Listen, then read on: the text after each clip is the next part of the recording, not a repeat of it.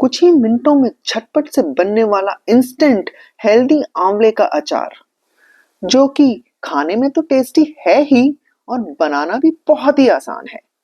अब आपको इसको खाने के लिए बहुत दिनों तक इंतजार नहीं करना पड़ेगा, क्योंकि हम इसको बनाएंगे प्रेशर कुकर में। और साथ ही बताऊंगी मैं ढेर सारी टिप्स एंड ट्रिक्स, जिससे कि आपका अचार जल्दी से खराब नहीं होगा और बहुत ही लंबे समय तक चलेगा। और अगर अभी तक आपने मेरे चैनल को सब्सक्राइब नहीं किया है तो सब्सक्राइब कीजिए, तभी तो आप मेरे बाकी की रेसिपीज भी देख पाएंगे। तो चलिए शुरू करते हैं आज की रेसिपी, झटपट वाला आंवले का अचार। आंवले का अचार बनाने के लिए सबसे पहले मैंने आधा किलो आंवला ले लिए और उनको अच्छी तरह से धो लिया। और मैंने चेक कर लिया कि आंवले में कोई दाग तो नहीं है, कोई खराब तो नहीं है। अगर कहीं से थोड़ा बहुत हल्का फुल्का दाग था तो मैंने उसको चाकू से निकाल के अलग कर दिया। फिर मैंने एक प्रेशर कुकर में थोड़ा सा सरसों का तेल गरम किया और उसमें 1 चम्मच भर करके जीरा डाला और मैंने डाली आधी चम्मच हींग। साथ ही मैं इसमें डाल रही हूँ भुना हुआ अचार का मसाला, जिसकी की रेसिपी भी मैं वीडियो में आगे बताऊंगी कि ये किस तरह से हमें किन किन मसालों का मिक्सचर बनाना है। साथ ही मैं इसमें डाल रही हूँ लंबी कटी हुई अदरक। अगर आप लोग हरी मिर्च खाते हैं तो आप इसी स्टेज पे हरी मिर्च भी काट करके डाल सकते हैं। ध्यान रहे कि जो भी आप अदरक हरी मिर्च डाल रहे हैं वो बहुत अच्छी तरह से धो करके पोंछ करके ही डालें। बस आधा 1 मिनट हम इस मसालों को भून लेंगे और फिर जो आंवले हमने धो के रखे थे वो सब इसमें डाल देंगे और फिर इसमें डालेंगे 2 चम्मच भर के नमक, या फिर आप अपने टेस्ट के हिसाब से डालें, पर इसमें नमक ज्यादा तेज ही डलेगा क्योंकि नमक प्रिजर्वेटिव का भी काम करता है और आंवले खट्टे और कसैले होते हैं तो उसको भी सबसाइड करेगा। साथ ही इसमें मैंने हल्दी पाउडर और लाल मिर्च पाउडर डाला है और आंवलों को टॉस कर लिया है जिससे कि इस पे सारे मसाले लग जाएं। और 2 चम्मच भर के मैंने सूखा धनिया पाउडर डाला है और अच्छे से मसालों को मिला लेंगे और जिससे कि सारे आंवलों पे मसाले लिपट जाए और अच्छे से इसको टॉस कर लें। हमें मसालों को ज्यादा नहीं भुनना है, बस हल्का सा ही भुनना है। और फिर बस इसमें हम डाल देंगे बहुत ही थोड़ा सा पानी। हमें पानी इतना सा ही डालना है कि इसमें एक स्टीम क्रिएट हो जाए और मसाले जले नहीं। यहाँ पर मैंने लगभग चौथाई कप या 40-50 ml पानी डाला है। बस फिर मैंने कुकर में ढक्कन लगा दिया और 1 सीटी आने पर कुकर को खोल लिया। बस हमें आंवलों को इतना ही पकाना है। आप देख सकते हैं मसाले भी भुन गए हैं और इनको हिला देंगे जिससे कि जो मसाले नीचे बैठ गए थे वो आंवले पे आ जाएं। कितना बढ़िया धुआं निकल रहा है। बस अब इन आंवलों को हमें ठंडा करना है। जब ये थोड़े से ठंडे हो जाएंगे तब इनके बीज निकाल के अलग करेंगे। आप देख सकते हैं कि बिल्कुल बढ़िया पक गए हैं और ये अब आराम से हल्का सा प्रेशर लगाने पे ही अलग हो रहे हैं। अब हम इनको हाथ से अलग करेंगे बीजों को, उसके लिए ठंडा होने का वेट करेंगे। आपको मालूम ही होगा कि आंवला जो है रिच इन विटामिन सी होता है, जो कि इम्यूनिटी बढ़ाने में मदद करता है। साथ ही साथ ये डाइजेशन के लिए भी बहुत ही बढ़िया है। साथ में इसमें जो मसाले डलते हैं ना वो भी डाइजेशन के लिए बहुत ही बढ़िया होते हैं। आंवले के एंटीऑक्सीडेंट्स बॉडी को डिटॉक्स करने में भी मदद करते हैं। अब हमारे आंवले ठंडे हो गए हैं। अब हम इनके बीज निकाल लेंगे। तो आंवले में जो 2 साइड होती है, जो साइड पेड़ से लगा हुआ होता है वो थोड़ा सा हार्ड होता है और जो दूसरी साइड होती है वो सॉफ्ट होती है। तो आप सॉफ्ट वाली साइड जरा सा प्रेशर देंगे तो ये कलियां खिल के अलग हो जाएंगी और वेजेस बिल्कुल क्लियर साफ निकल आएंगे। ये वाला साइड से नहीं दबाएं, दूसरी साइड से दबाएं। ये सॉफ्ट साइड होती है, बस हल्का सा प्रेशर दिया बिल्कुल खिल के अलग हो जाएगा। आप उस सीड्स को अलग हटा दें और फेंक सकते हैं। इसी तरह से हम सारे आंवले के बीज को निकाल के अलग कर देंगे। आप चाहें तो इसी लेवल में इस आंवले को खा सकते हैं, ये भी टेस्ट में बहुत ही बढ़िया लगेगा। अगर आप इसको लंबे टाइम तक प्रिजर्व करके रखना चाहते हैं तो अब उसकी रेसिपी मैं बता रही हूँ। उसके लिए आप क्या करेंगे, एक कढ़ाई में लेंगे लगभग 250 ml तेल और उसको खूब तेज गरम करेंगे। तेज गरम मतलब कि जब तक कि उसमें धुआं ना निकलने लग जाए। और जब तेल गरम हो जाए तब उसको आप ठंडा भी कर लें। और फिर हमने जो आंवले भुने थे पहले और उनको ठंडे किए थे, उनके बीज निकाल के अलग किए थे, वो उसमें डाल देंगे। अब मेरे पास ना कुछ अचार का बचा हुआ मसाला पड़ा था, वो मैं इसमें डाल दे रही हूँ। पर आप कहेंगे भाई हमारे पास तो कोई भी बचे हुए अचार का मसाला नहीं है, तो कोई टेंशन नहीं, मैं आगे वीडियो में इस मसाले को बनाने की भी रेसिपी बता रही हूँ। तो पूरी वीडियो आप जरूर देखिएगा, और अगर आपको ये वीडियो ये रेसिपी अच्छी लग रही हो तो प्लीज एक लाइक भी करिएगा। और अगर अभी तक आपने सब्सक्राइब नहीं किया है तो प्लीज सब्सक्राइब भी करिए, तभी तो मेरी आगे की और रेसिपीज भी आप देख पाएंगे।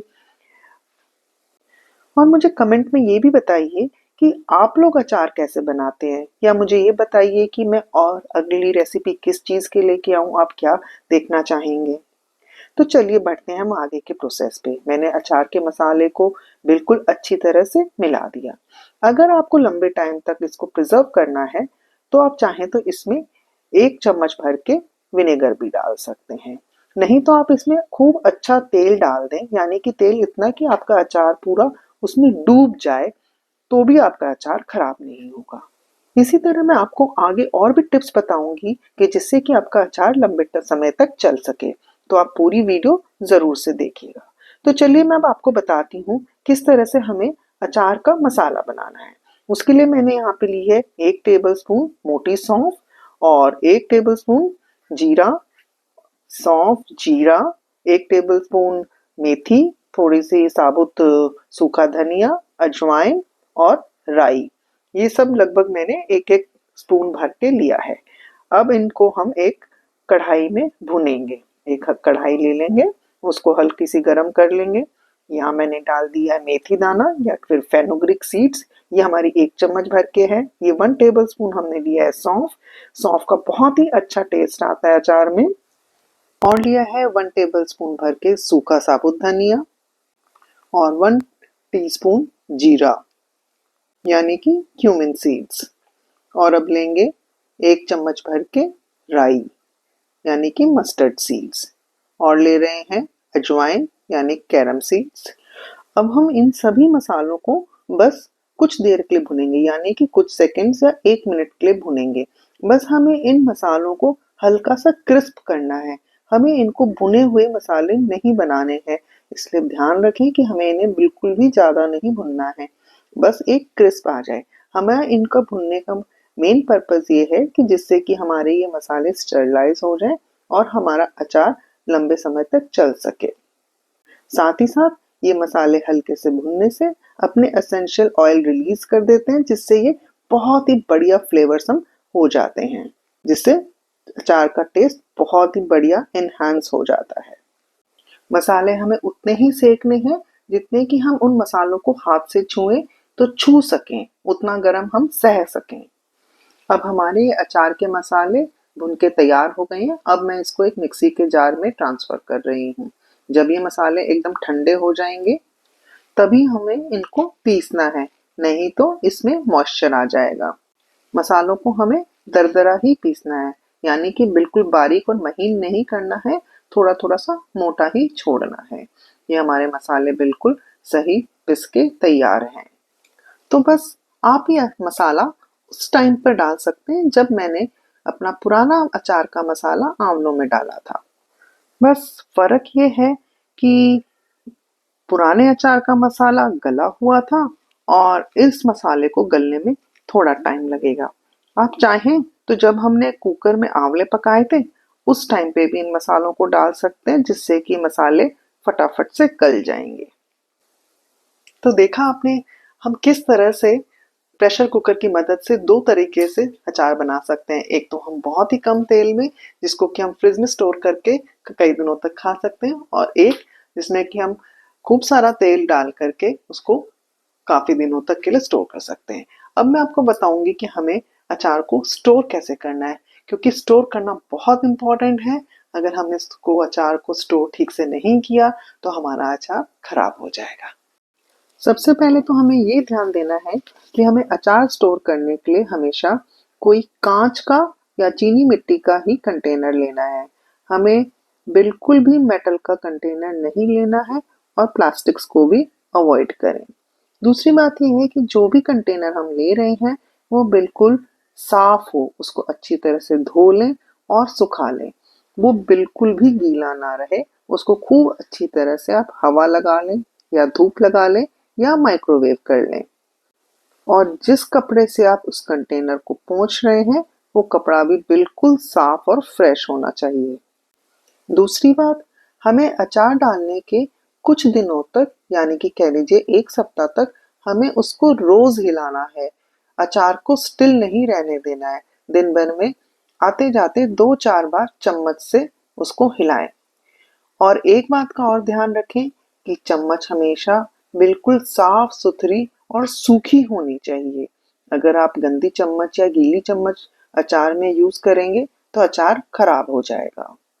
और इस बात का भी ध्यान रखें कि जिस कंटेनर में आप अचार रख रहे हैं उसमें किसी भी तरह की स्मेल ना हो। तो बस बातों ही बातों में हमारा अचार बनकर हो गया है रेडी। और मुझसे तो अब बिल्कुल रुका नहीं जा रहा। क्या मस्त टेस्टी अचार बना है। आप भी बनाइएगा और खाइएगा और मुझे बताइएगा कि कैसा बना। अगर अच्छा लगी हो ये रेसिपी तो एक लाइक जरूर करिएगा। तो मिलते हैं अगली वीडियो में नई रेसिपी के साथ। तब तक टेक केयर एंड एंजॉय।